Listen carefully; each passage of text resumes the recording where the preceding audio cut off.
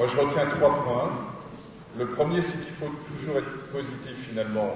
On est en retard en France sur une vision globale de ce qu'est la vaccinologie. Et on voit bien les enjeux qu'il y a. Il y a à ma droite une jeune génération qui est en train de s'en occuper. Mais à Genève, par exemple, à l'hôpital cantonal de Genève, il y a un professeur d'université qui s'occupe de vaccins pour construire une réflexion très globale. C'est un enjeu considérable pour les laboratoires. On en a très peu parlé ce soir, mais qui mise beaucoup à la fois en termes de santé publique et d'efficacité, mais aussi en termes de business. Donc c'est quelque chose qui est devant nous, et toutes les questions qu'on se pose sur H1N1 ne font que préfigurer ce qu'il va y avoir. Le deuxième élément, c'est qu'il faut rester simple alors, en termes de personnel de santé.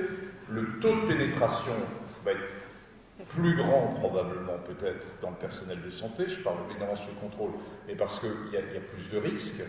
Deuxièmement, il y a un risque de transmission qui est plus grand avec l'effet nosocomial. Troisièmement, il y a beaucoup de femmes jeunes, donc un certain nombre d'entre elles sont enceintes.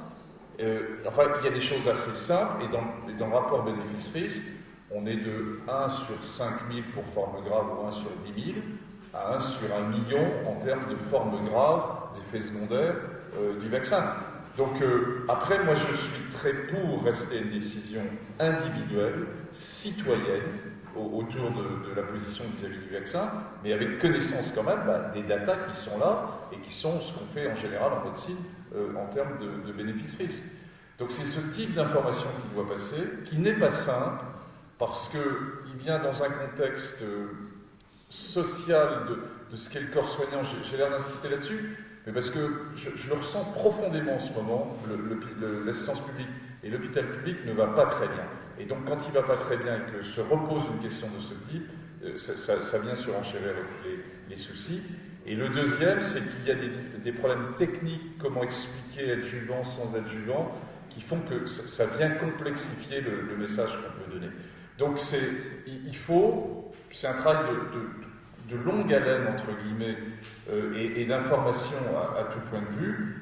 Et puis surtout, n'hésitez pas à vous renseigner autour de vous, n'hésitez pas à poser des questions aux médecins du travail, n'hésitez pas à poser des questions autour de vos médecins. Si le dialogue entre guillemets est très fructueux. Moi, au sein du service, ça a été l'occasion de régénérer et d'oxygéner un peu les dialogues, parce qu'ils sont aperçus que ce n'était pas blanc ou noir selon le cœur social auquel on s'adressait. Donc merci beaucoup à tous.